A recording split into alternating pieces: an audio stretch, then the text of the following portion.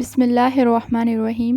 Welcome to حیاء الاسلام YouTube channel. آپ حجاج بن یوسف کے نام اور شخصیت سے یقیناً ناواقف نہیں ہوں گے۔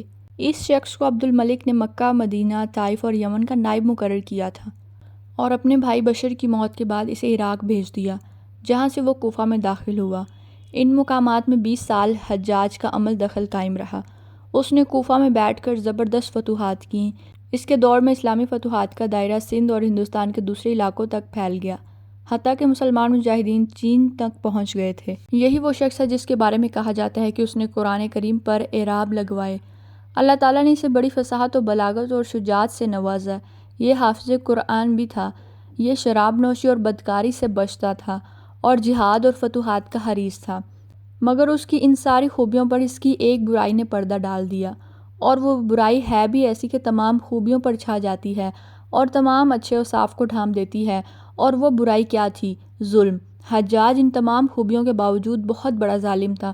اس نے اپنی زندگی میں خون خوار درندے کا روپ اختیار کر لیا تھا۔ ایک طرف اس کے دور کے نامور مجاہدین قتیبہ بن مسلم، موسیٰ بن نذیر اور محمد بن قاسم کفار کی گردنیں اڑا رہے تھے، اور دوسری طرف وہ خود اللہ کے بندوں، اولیاء اور علماء کے خون سے ہولی کھیل رہا تھا۔ امام ابن کثیر نے البدایہ والنہایہ میں ہشام بن حسان سے نقل کیا ہے کہ حجاج نے 1,20,000 انسانوں کو قتل کیا۔ اس کے جیل خانوں میں ایک ایک دن میں 80,000 قیدی بیک وقت رہے تھے، جن میں سے 3,000 عورتیں ہوتی تھیں۔ اس نے جو آخری قتل کیا وہ ایک عظیم تابعی اور زاہد اور پارسا انسان حضرت سعید بن جبیر کا تھا۔ انہیں قتل کرانے کے بعد اس پر دہشت سی سوار ہو گئی تھی۔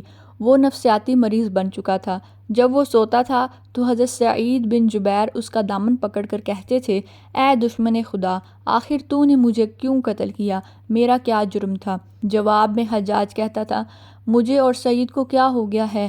مجھے اور سعید کو کیا ہو گیا ہے؟ یہ وہ اندر کی آگ تھی، جب بھڑک اٹھتی ہے تو سب کچھ راکھ کر دیتی ہے۔ اس کے ساتھ حجاج کو وہ بیماری لگ گئی تھی جسے زمہریری کہا جاتا ہے۔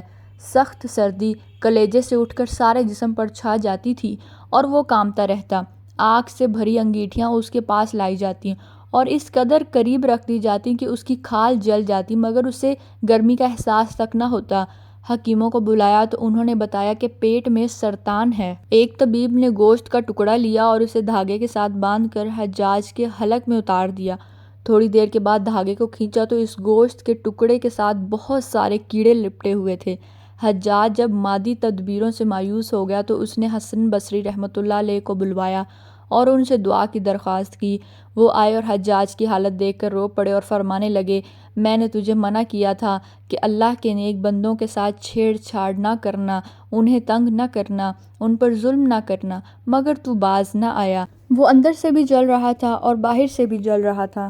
چنانچہ وہ حضرت سعید بن جبیر کو قتل کرنے کے بعد زیادہ دن تک زندہ نہ رہ سکا اور صرف 40 دن کے بعد وہ بھی دنیا سے رخصت ہو گیا۔ مگر حضرت سعید اور حجاج کی موت میں بڑا فرق تھا۔ حضرت سعید کو شہادت کی موت نصیب ہوئی اور وہ ایسی آن بان سے دنیا سے رخصت ہوئے کہ بعد میں آنے والے مجاہدین کے لیے ایک سنگ میل قائم کر گئے۔ وہ جب دنیا سے رخصت ہوئے تو ان کا دل مطمئن تھا اور چہرے پر نور تھا، لیکن حجاج جب دنیا سے جا رہا تھا تو اندر کی آگ میں جل رہا تھا۔ چہرے پر ندامت کی ظلمت تھی۔